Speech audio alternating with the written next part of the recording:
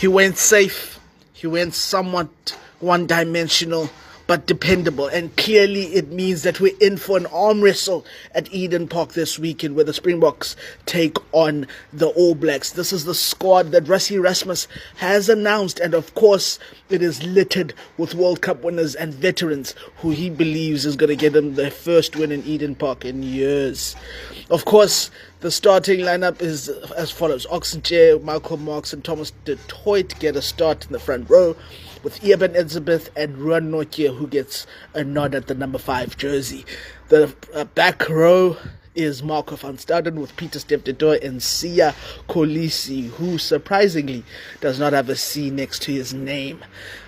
Grant Williams and Andre Pollard, a person who I believe should not start this game. But alas, when you're afraid to lose a game instead of wanting to win it, you bring on the metronomical, the dependable Andre Pollard, who's not going to mess up and is going to kick the goals, which I think Rassie Erasmus is counting on the fact that this is going to be a once-off test.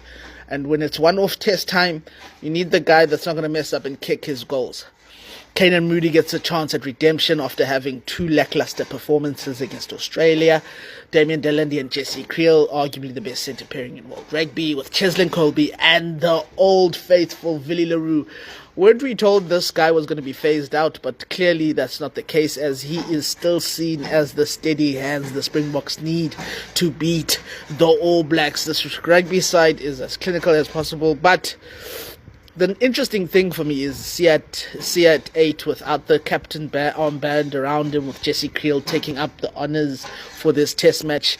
Is this a signifier for the future as to maybe Siya Kolisi, as soon as he gets to 100 caps, being culled out of the squad? I think the only downside of this current Springbok side when it comes to its future and trajectory for the next World Cup is that it's on the older side. I can count at least 80% of the squad being in their 30s, and so they need to cull somewhere. Siya Kolisi might just be the guy that we're looking for. He's 34, he'll be 36 by the time the World Cup comes around. And so this might be a way for Rassie Erasmus to basically flight the idea of maybe culling out Siya Kolisi out the squad and making sure that Jesse Creel is our next captain, as he probably envisions Jesse being able to reach the next World Cup relatively fit and capable of playing for the team. The rest of the team, Jan-Henrik Wissels. It's a 5-3 split for the bench. Guys like Ethan Hooker come out to me as potential of starting his great utility back, with Kobus Reinach and Fainan Gomazumbu making up the 3 backs. And yeah, that's